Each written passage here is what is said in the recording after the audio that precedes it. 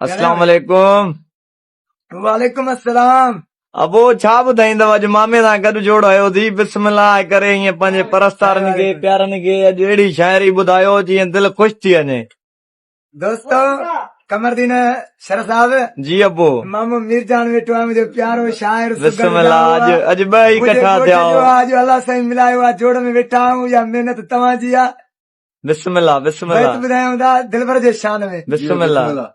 आशिक पंहिंजे महबूब खे चवे थो बिस्मिल्लाह चई दिलबर तुंहिंजे दीदार लाइ मुंहिंजूं अखियूं नातियूं हाय हाय मिल अची मिठा महबूब करे अची बातियूं वाह वाह काॾे वञी कुर्बदार पायां थो जातियूं हाय हाय हुजनि सौ जातियूं त बि महबूब तूं मथे आ वाह वाह महबूब तूं मथे आ मथे तुंहिंजो मान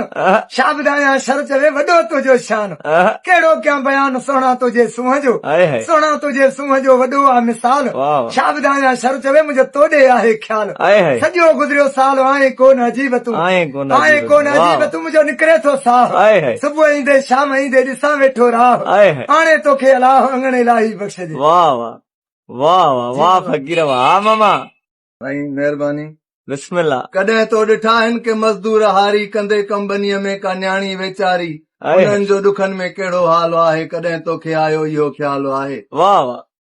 बिना पीउ जे कीअं बचड़ा पलनि था ऐं अहसास जी बाहि में कीअं जलनि था वाह उन्हनि जी थींदी कीअं ज़रूरत आहे पूरी सूरनि में गुज़ारियल हयाती समूरी वाह वतऊं कीन कपिड़ा काओ साल आहे कॾहिं तोखे आयो इहो ख़्यालु आहे। हाय हाय ॾिठा तो कतारुनि में वेठल कुराड़ा कंहिंजे हथ में कोडर त कंहिंजे कुहाड़ा हाय कंहिंजी उमिरि 60 हूंदी कंहिंजी 80 आहे चेहरे मां पई ॾिस बि सॼी बेबसी आहे हाय हाय मज़दूरी जो हिते केॾो काल आहे कॾहिं तोखे आयो इहो ख़्यालु आहे। वाह कल्ह कंहिं इज़तदार जो काज थियो हो शामिल उन ख़ुशीअ में सॼो राज थियो हो वाह हुया नोट विखिरल दगन रास्तनि में हुई बुख वेचारी उते भाकुरनि में सॼे मुआशिरे खां इहो सुवाल आहे कॾहिं तोखे आयो इहो ख़्यालु आहे। हाय हाय मिर्जान ॻोढ़ा वड़ा बेहसियत ॾिठमि दाग जॾहिं गलनि ऐं गिचीअ ते वाह वाह त ज़ख़्मनि सां केॾो अंदर चूर हूंदो को आज़ाद महफ़िल में मजबूर हूंदो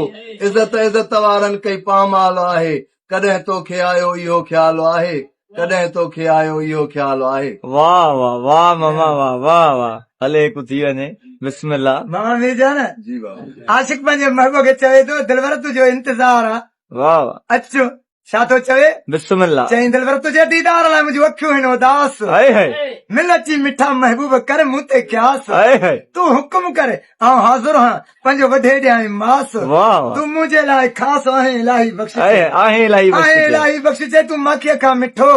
सुणनि में सिंगार आहे तूं सभिनी खां सुठो हाय हाय ईद कयां अलाह सां हुजे तूं कठो वाह वाह राणा तूं छो आहे रुठो शिकारपुर में वाह वाह शिकारपुर में शर चए शिकारपुर में शर चवे प्यारा तूं परच हाय हाय हिंदोरनि में लोॼाए महू हिकिड़ो भेरो अचो